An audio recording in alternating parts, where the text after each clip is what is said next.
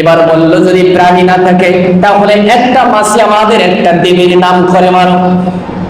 এই মুসলমান এবার দেবীর নাম ধরে জীবনের হুমকি, জীবনকে বাঁচানোর জন্য দেবীর নাম নিয়ে একটা মাসি মারল। মাসার পরে দেবীর সামনে দিয়ে বলল খাও। নাম নিল দেবীর, দেবীকে খাইতে দিল। আল্লাহর রাসূল বলল নিজের জীবন বাঁচানোর জন্য মাসি মেরে, দেবীর জন্য মাসি মেরে দেবীর সামনে দিল। লোকটা জাহান্নামে গেল। জোরে বলেন নাউজুবিল্লাহ।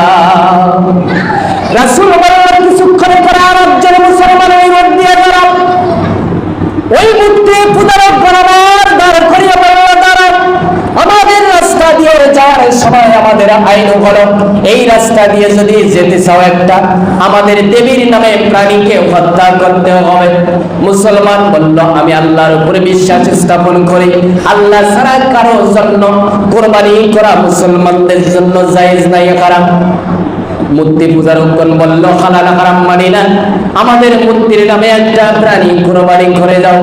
ওই লোকটা বারবার দিয়ে বললেন শোনো, আল্লাহ ছাড়া আর কারো নামে কোন পশু কুরবানি করা যাবে না, তা বলছে হারাম। মুসলমানের পক্ষে কখনো সম্ভব নয় আল্লাহ ছাড়া অন্য প্রাণী জবাই করা। সঙ্গে সঙ্গে একজন মূর্তি পূজারক এসে ওই মুসলমানের কল্লাটা আলাদা করে দিল। আল্লাহর রাসূলের সাহাবীদেরকে বললেন সাহাবীরা, ওই পথ দিয়ে যাওয়া দুইটা মুসলমানের মধ্যে যিনি জীবনটা বাঁচানোর জন্য ওই দেবীর নাম করে মাসি মারল, ওই লোকটা জাহান্নামের মধ্যে গেল। আর যে লোকটার দুনিয়ার জমিনের মধ্যে কল্লাটা আলাদা হয়ে গেল কিন্তু আল্লাহর সঙ্গে শরীক অংশীদার করে নাই, নিজের জীবনের আল্লাহর জন্য জীবনটা উৎসর্গ করে দিল। আল্লাহর রাসূল বলল ওই লোকটার জন্য আল্লাহ রাব্বুল আলামিন একটা জান্নাতের বরাদ্দ করে দিয়ে দিল।